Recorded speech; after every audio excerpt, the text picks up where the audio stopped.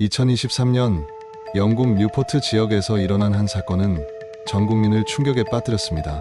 한 어머니가 자신의 아들에 의해 잔혹하게 살해된 사건. 이것은 루이스 부시 폐륜 범죄 사건입니다.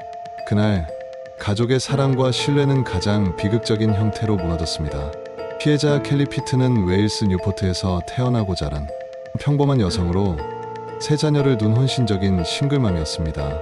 딸 로렌, 조던, 아들 루이스를 누구보다 사랑했고 주변 사람들은 그녀를 따뜻하고 유쾌하며 늘 남을 먼저 생각하는 사람으로 기억했습니다. 하지만 2021년 그녀의 인생은 큰 비극을 맞이합니다. 첫째 딸 로렌이 단 24세의 나이로 갑작스럽게 세상을 떠난 것입니다. 그 충격 이후 켈리의 건강은 급격히 나빠졌고 정신적으로도 깊은 상처를 안게 되었습니다.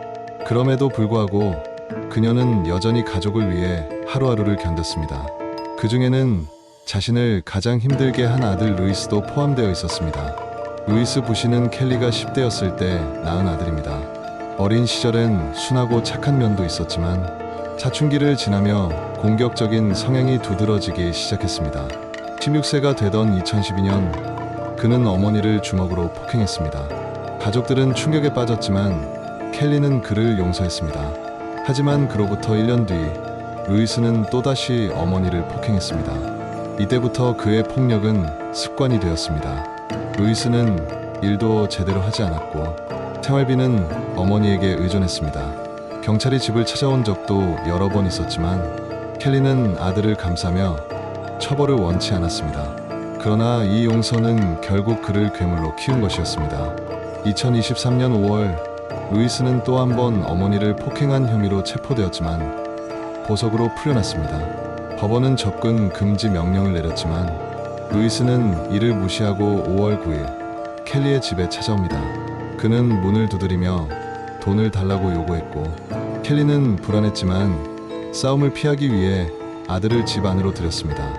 이틀 뒤인 5월 10일 밤 사건의 발단은 믿기 힘들 정도로 사소했습니다. 사건의 시작은 겨우 베이컨 샌드위치 때문이었습니다. 루이스는 어머니에게 음식을 만들어달라 요구했지만 몸이 약해진 켈리는 이를 거절했습니다. 그러자 루이스는 격분했고 켈리는 딸 조던에게 전화를 걸어 조던, 경찰을 불러 라고 절규했습니다.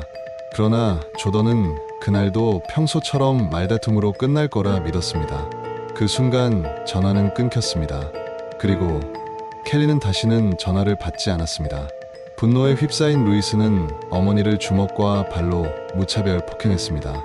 얼굴과 머리를 수십 차례 때리고 몸을 거울에 던져 깨진 유리 조각이 사방에 흩어졌습니다. 그는 어머니의 몸을 짓밟아 41개의 갈비뼈를 부러뜨렸습니다. 모든 갈비뼈가 부러질 정도의 폭력이었습니다. 부러진 뼈는 폐와 장기를 찔러 켈리는 고통 속에 서서히 숨을 거두었습니다. 그녀는 방 안에서 혼자 아들의 폭력에 짓눌려 죽어갔습니다. 루이스는 어머니가 숨이 멎은 뒤에도 폭행을 멈추지 않았습니다. 그 후 피 묻은 이불로 시신을 덮고 자신의 발자국을 닦으며 범행을 감추려 했습니다. 그리고 마치 아무 일도 없었다는 듯 맥주를 사러 외출했습니다. 이틀 뒤 딸 조던의 남자친구가 켈리의 집을 방문해 침실 침대 위 피로 물든 이불 아래에서 그녀를 발견했습니다. 현장은 처참했습니다. 모든 것이 부서지고 벽과 바닥에는 피가 흩뿌려져 있었습니다. 뉴포트 경찰은 이토록 잔혹한 모자 살해는 본 적이 없다고 밝혔습니다. CCTV를 추적한 경찰은 5월 12일 뉴포트의 한 주택에서 루이스를 검거했습니다. 체포 당시 그는 웃음을 터뜨리며 농담이겠지? 라고 말했습니다. 그의 옷에서는 켈리의 피가 검출되었고 신발에는 범행 현장의 혈흔 패턴이 일치했습니다. 9번의 조사 동안 루이스는 단 한마디도 하지 않았습니다. 죄책감도 슬픔도 없었습니다. 그는 경찰이 어머니의 죽음을 언급했을 때조차 무표정이었습니다. 전문가들은 그를 반사회적 인격장애로 평가했습니다. 루이스는 처음엔 혐의를 부인했지만 2023년 10월 재판을 앞두고 돌연 유죄를 인정했습니다. 그러나 그건 진심 어린 반성이라기보다 형량을 줄이려는 계산된 선택이었습니다. 11월 10일 법원은 그에게 최소 16년 복역형의 종신형을 선고했습니다. 딸 조던은 법정에서 울부짖으며 말했습니다. 당신은 엄마를, 누나를, 그리고 나의 가족을 모두 빼앗았어요.